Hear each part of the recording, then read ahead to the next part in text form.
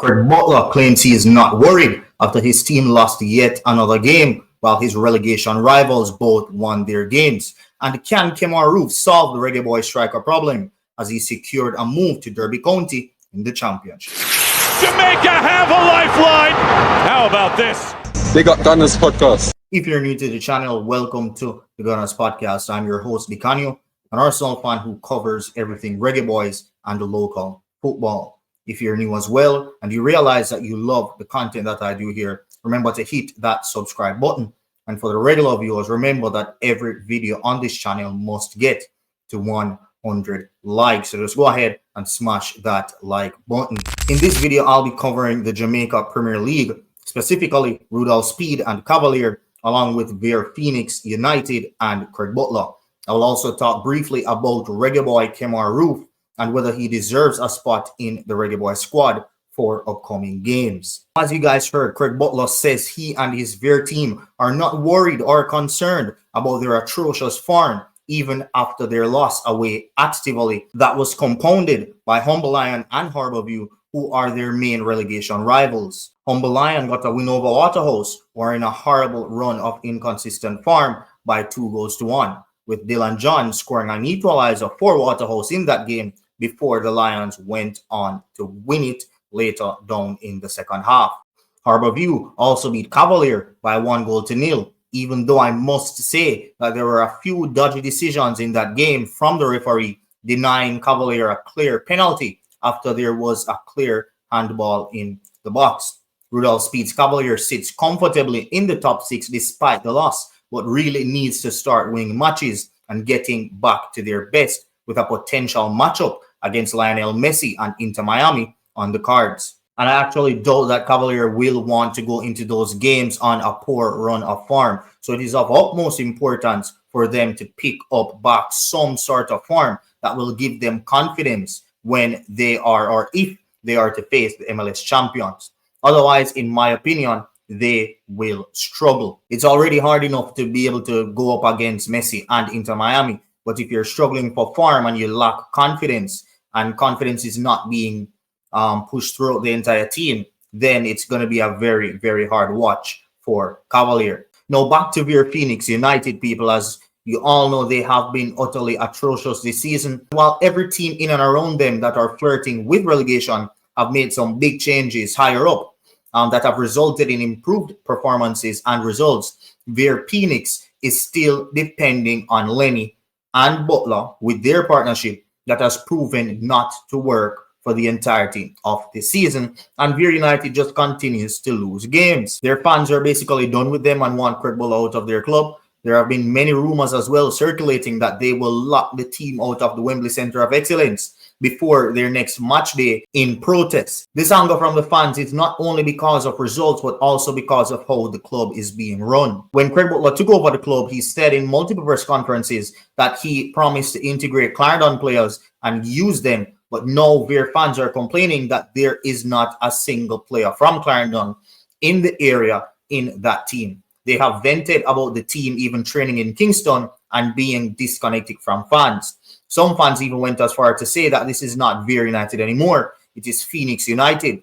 And when I or other people mention the club as Vere United, the fans get very angry, saying that they are not. They have completely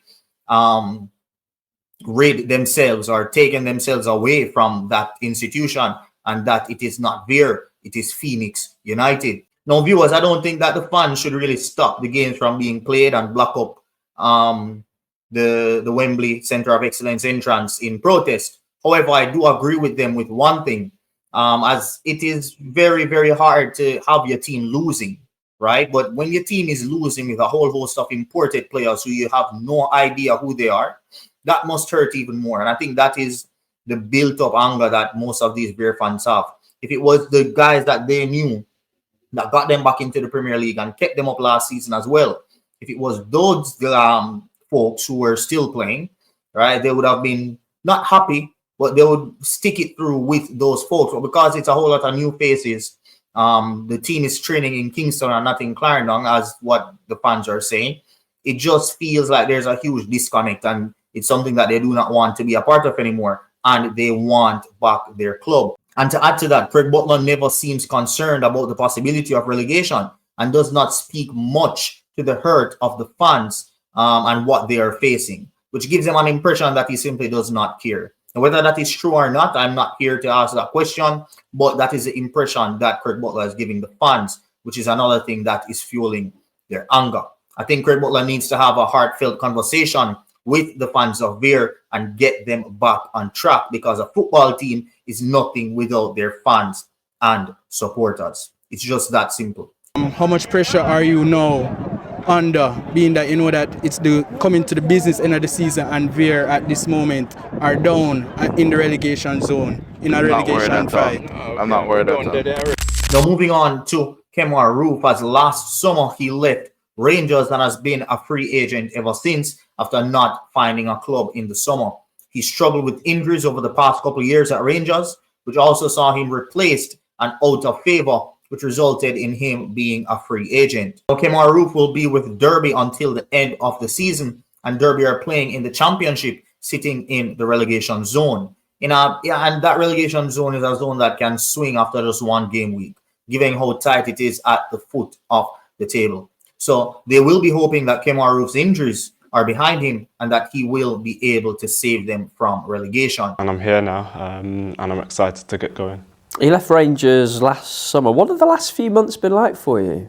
I think we need a whole new interview for that one. But yeah, no, it was just down to more just mental strength, just to get through what I needed to get through, and also having the drive and the focus to stay fit and keep working on myself and keep running every day, keep doing my gym every day until the opportunity came along, and finally one has. Now, if he does go on to save them from relegation and bangs in some goals from now towards the end of the season, he would be a very good option for Steve McClaren to call on, with Mikel Antonio missing out the entirety of this year and is scheduled to be back by the latest the end of this year. Roofe has already had Concacaf experience, having been a part of our last World Cup qualification campaign, and has 1 goal in 5 appearances for Jamaica. And that 1 goal is one that I will never forget, as it won me a betting parlay. It was the last match that was on my ticket, right? And I had Jamaica to beat Honduras away from home, right? And also for the game to go over 1.5 goals. And Jamaica went on to win that game by 2-0, winning me $25,000 in the process. So that is one of the reasons why I'll always rate Kemar Roofe, because he did score that day. He scored the first goal, and I think Fisher scored the second one.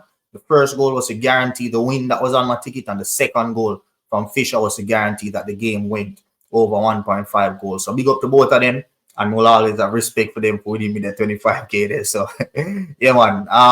But hopefully Kemar Roofe can pick up form between now and the end of the season.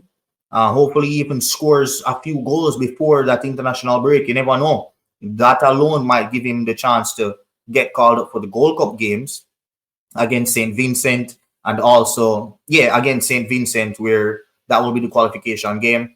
And hopefully he can continue scoring goals and even be a part of that World Cup qualification campaign that was set to begin in June. So you guys, let me know your thoughts about the different topics that I spoke about in the comment section below. Thank you guys for watching, and I will see you next time. Peace. Jamaica have a lifeline. How about this? They got Gunnaz podcast.